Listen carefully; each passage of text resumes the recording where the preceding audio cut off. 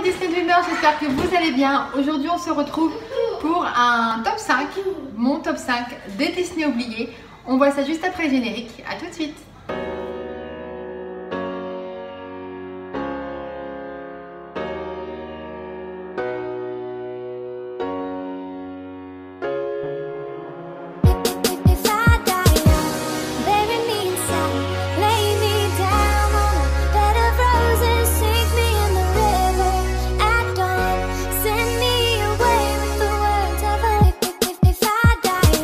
Donc déjà avant de commencer, si vous entendez des bruits derrière, si vous voyez quelqu'un passer, ce sont mes deux petits garçons qui sont en vacances. Donc pour rappel, je suis maman de deux petits garçons qui ont 6 ans et 4 ans et demi.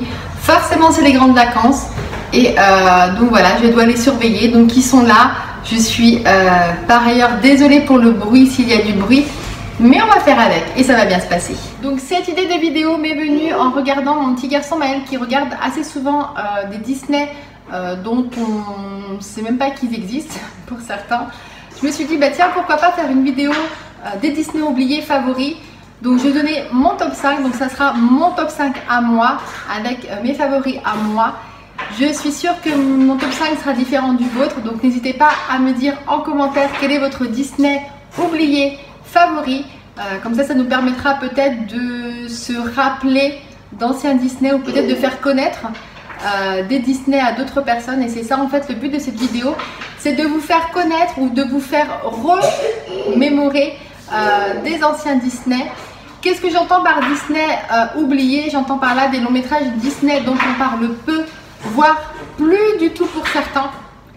Je vais vous donner un où on n'entend même plus parler. Mais voilà, moi ça fait partie de mes classiques dont j'ai grandi avec. Et c'est des Disney qui me tiennent vraiment à cœur. On est parti pour mon top 5 des Disney oubliés. Donc on retrouve en 5e position un long métrage qui est sorti en 1986 et qui s'appelle Basile, détective privé. Alors Basile, détective privé, c'est pas un dessin animé que je regarderai en boucle et en boucle. Voilà, parce que je l'aime sans plus. Mais je l'ai mis dans mes top 5 des dessins animés Disney oubliés. Parce que c'est un dessin animé qui m'a, comment dire, marqué durant mon enfance. Voilà, j'ai grandi avec. Et c'est un dessin animé dont j'ai eu très peur étant petite. Donc pour vous raconter l'histoire, tout se passe à Londres. Ce dessin animé donc parle on est à l'état de souris, un petit peu à l'image de Bernard et Bianca. Sauf que là, on n'est que à l'image des souris pendant tout le dessin animé. Et au début, en fait, de son long métrage, vous assistez à une scène où un papa souris, donc un inventeur qui s'appelle Monsieur Flaversheim, si je ne me trompe pas. On voit ce papa, en fait, offrir à sa petite fille Olivia un magnifique cadeau d'anniversaire. Donc, c'est une très, très jolie scène. Et là, c'est là que tout, en fait, bascule. C'est que vous apercevez, en fait, une chauve-souris qui boite arriver à cette maison où se trouvent le papa et la petite fille. Et cette chauve-souris, donc c'est Fidget, elle va enlever cet inventeur, Monsieur Flaversheim. Elle va enlever en fait cet inventeur sous les yeux donc de sa petite fille qui va être elle coincée, cachée puis coincée dans un placard. Et cette petite Olivia, elle va demander l'aide d'un certain Basile, un détective privé qui arrive à retrouver toute personne disparue. Et voilà en gros l'histoire du dessin animé. Donc il va faire face donc à Fidget la chauve-souris et au méchant du dessin animé qui s'appelle Ratigan. Voilà, donc c'est pas un dessin animé que je porte dans mon cœur, néanmoins je l'ai mis en 5e position par rapport à cette scène du début qui m'a assez marquée et dont je me rappelle encore maintenant à presque 40 ans. On passe au 4e dessin animé, il s'agit de Robin des Bois qui est sorti en 1973. Donc je pense que vous connaissez à peu près tous Robin des Bois. Néanmoins je l'ai mis dans les Disney oubliés parce que je trouve qu'on n'en parle pas assez, qu'il n'y a pas assez en fait de dérivés autour de ce dessin animé. Donc pour rappeler un petit peu l'histoire du dessin animé, donc là nous avons un roi, donc le roi Richard qui gouverne un peu un petit village. Et ce roi en fait part en croisade et pendant que le roi Richard est parti, vous avez cet usurpateur, donc le prince Jean, qui prend la place du roi avec son serpent, donc Triste Cire. Et ce prince Jean est vraiment un prince qui désire avoir tout pour lui, la richesse, etc., etc. et qui laisse complètement le peuple dans la pauvreté et voilà. Et là, c'est là où arrive en fait Robin des Bois. C'est que Robin des Bois, c'est un renard qui est amoureux de la princesse Marianne. Et Robin des Bois a vraiment un très bon cœur puisqu'il va voler en fait aux riches pour pouvoir en fait donner aux pauvres. Donc il s'amuse à voler au prince Jean toute sa fortune pour pouvoir redistribuer en fait au peuple tout cet argent. Alors c'est un dessin animé que j'aime beaucoup par rapport à l'histoire parce qu'on retrouve quelqu'un d'assez honnête, hein. Robin des Bois est vraiment quelqu'un avec le cœur sur la main, donc avec vraiment il a vraiment cette envie de faire plaisir en fait à ce peuple beaucoup plus pauvre puisqu'il ne pense même pas à lui. Et puis aussi il y a cette histoire d'amour avec Marianne, ils ne sont pas vus depuis très longtemps et puis ils se retrouvent enfin. J'adore cette chanson qui s'appelle Deux enfants que je trouve juste magnifique. Enfin voilà, j'aime beaucoup ce dessin animé. Vous avez plein de touches d'humour également dans ce dessin animé. Donc voilà, je l'ai mis en 4e position. En 3e position, on retrouve le long métrage Merlin l'Enchanteur qui est sorti en 1963. Donc Merlin l'Enchanteur, donc en fait c'est une légende au début. Une légende en Angleterre qui dit qu'il y a une épée qui est coincée dans un bloc de pierre et quiconque réussira à enlever cette épée de ce bloc de pierre deviendra roi. Ensuite, on fait la connaissance de Moustique, qui est un jeune écuyer tout mince, tout frêle, un petit peu naïf aussi. Et ce petit Moustique va faire la rencontre de l'enchanteur Merlin, qui va tenter de parfaire son éducation. Et de là découle tout le dessin animé. Dans ce dessin animé, il y a 2 passages que j'aime beaucoup. Le premier, c'est la chanson Egitus Figitus, chantée par Merlin lui-même. C'est juste une chanson merveilleuse puisque là on apprend qu'on peut déménager juste en chantant une chanson et en ouvrant un sac.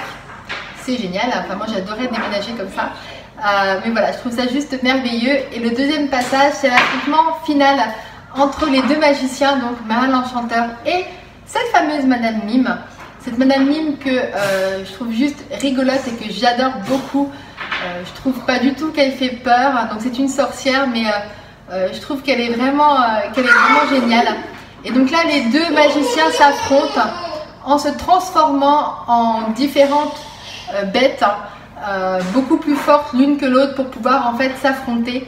Jusqu'au moment où Merlin devient beaucoup plus intelligent et il se transforme en quelque chose de spécial. Et là, il va réussir à vaincre cette fameuse Madame Mime. Donc je trouve vraiment ce dessin animé, voilà, super drôle, super touchant. On y retrouve aussi des petites touches de rigolade. Voilà, j'aime beaucoup. On arrive dans les 2 premiers de ce classement. Et en 2e position, j'ai mis un dessin animé qui est sorti en 96 qui s'appelle Le Bossu de Notre-Dame. Vous vous souvenez de ce dessin animé? Enfin, Le Bossu de Notre-Dame, moi c'est un dessin animé que j'adore vraiment beaucoup et dont maintenant on ne parle pratiquement plus du tout. Mais voilà, c'est un dessin animé vraiment qui me tient beaucoup à cœur, que j'ai vu beaucoup de fois au cinéma. Donc c'est l'histoire, je pense que tout le monde la connaît, d'un homme en fait un petit peu difforme, donc, qui s'appelle Quasimodo. Ses parents ont été tués en fait par le ministre Frollo, donc c'est le méchant du dessin animé. Donc cet homme difforme, donc Quasimodo, va être élevé par ce Frollo et va être enfermé dans Notre-Dame de Paris. Ça va être le sonneur de Notre-Dame jusqu'au jour où il décide de d'enfreindre les règles qui étaient de ne jamais sortir de la cathédrale Notre-Dame de Paris. Et là, ça vous fait pas penser à un autre dessin animé? Réponse, hein, pareil, où sa fausse mère ne voulait pas qu'elle sorte de la tour. Mais là, c'est à peu près pareil. Donc Quasimodo n'a pas le droit de sortir de cette tour jusqu'au jour où il le fait, parce qu'il y a un fameux festival qui se passe à Paris et il a envie d'y assister et non pas d'être juste spectateur. Sur ce festival, en gros, tout le monde découvre son vrai visage. Esmeralda devient amie avec lui, etc. Et là s'enchaîne une guerre contre Frollo, donc Frollo d'un côté et de l'autre côté Quasimodo. Esmeralda qui est La Gitane dont Quasimodo est amoureux, mais dont j'ai envie de te dire tout le dessin animé est amoureux parce que c'est juste une beauté fatale cette Esmeralda. Et puis également donc on a Quasimodo, Esmeralda et Phébus qui est le capitaine des gardes de Frollo qui décide justement d'être du côté après des gentils. Donc ces trois-là, plus des copains et tout, vont se mettre ensemble pour pouvoir combattre Frollo. Ils vont y arriver. Voilà, c'est une magnifique histoire. Il y a des magnifiques chansons. Le décor est juste sublime. Enfin, je vous invite vraiment à regarder ce dessin animé si ça n'a pas été déjà fait. Et la cathédrale Notre-Dame est juste vraiment bien faite sur le dessin animé. À un moment, donc il y a Esmeralda qui se retrouve donc dans cette cathédrale à chanter donc une sublime chanson. Et là, vous voyez une statue de la Vierge Marie. Vraiment, ce dessin animé, il vaut vraiment le coup. Voilà, moi j'aime beaucoup. Et je me rappelle, j'étais sur le parc Disneyland Paris peu de temps après la sortie de ce film au cinéma. Et j'avais eu cette chance d'être prise avec Esmeralda, donc je me rappellerai toute ma vie. On était juste devant le château de la Belle au Bois dormant. Donc j'étais prise avec Esmeralda et même là sur le parc, je la trouvais tellement belle et je savais même plus quoi dire, mais j'étais tellement heureuse de cette photo. Voilà, donc vraiment le Bossu Notre-Dame, c'est vraiment un dessin animé que j'aime beaucoup. Et on arrive au numéro 1 de ce classement. Donc c'était un dessin animé qui est sorti en 85 et qui s'appelle, et là je vais vous perdre, Taram et le chaudron magique. Vous connaissez? Dites-moi justement en commentaire si c'est un dessin animé que vous avez déjà vu, que vous connaissez. Dites-moi si vous l'aimez ou pas. Enfin moi ce dessin animé, j'en suis particulièrement amoureuse. Ne me demandez pas pourquoi, parce que le contenu du dessin animé ça ressemble pas du tout à un Disney avec une princesse et tout ça. C'est plutôt assez glauque comme histoire. Donc en gros c'est l'histoire d'un roi qui était tellement méchant et maléfique que même les dieux en fait le craignaient. Aucune prison ne pouvait retenir ce roi maléfique, donc il a dû être brûlé vif et mis dans un chaudron en métal. Ce chaudron en métal, donc c'est le fameux chaudron magique, a été oublié pendant plusieurs années. Donc ça en gros c'est le début du film. Ensuite on y fait la connaissance d'un jeune valet de ferme qui s'appelle Taram, qui veut, en fait c'est un valet de ferme qui veut devenir un petit guerrier. Il n'a pas du tout envie de rester valet de ferme. Il s'occupe d'un cochon qui s'appelle Tirelire. Et en fait, ce Tirelire, ce cochon, a un don divinatoire.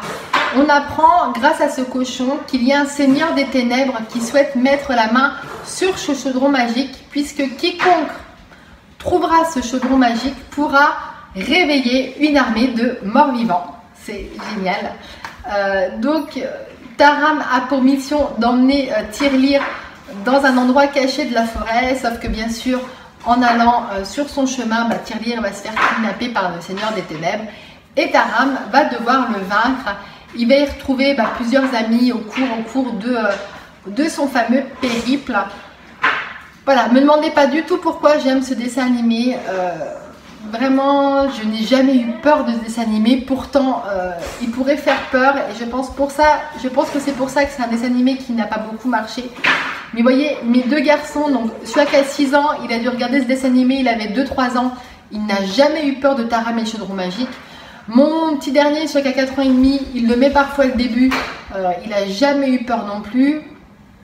Enfin voilà, moi c'est un dessin animé que j'aime par-dessus tout. Alors, dans ce dessin animé, je sais même pas ce qui m'attire, puisqu'il n'y a pas de chanson romantique, il n'y a pas de prince, il n'y a pas de princesse, j'en sais rien, mais je l'aime beaucoup. Je me souviens qu'étant petite, ma maman m'avait acheté une bande dessinée de ce long métrage que j'avais dévoré des dizaines et des dizaines de fois. Et je suis très contente de l'avoir aujourd'hui en dessin animé. Je le regarde parfois avec mes garçons et on adore tous les trois, c'est vraiment un chouette dessin animé. Voilà, et bien écoutez, voici mon classement sur mes 5 Disney oubliés préférés. J'espère que ça vous a plu. N'hésitez pas à me dire en commentaire justement quel est le vôtre. Dites-moi aussi en commentaire si je vous ai fait connaître certains dessins animés. Dites-moi aussi si dans mon top 5 il y en a dont vous détestez. Voilà, écoutez, d'ici la prochaine vidéo, je vous fais plein de bisous. N'hésitez pas à mettre un pouce bleu, abonnez-vous juste en dessous et n'oubliez pas qu'aujourd'hui est un jour parfait pour commencer à vivre vos rêves. À bientôt, ciao!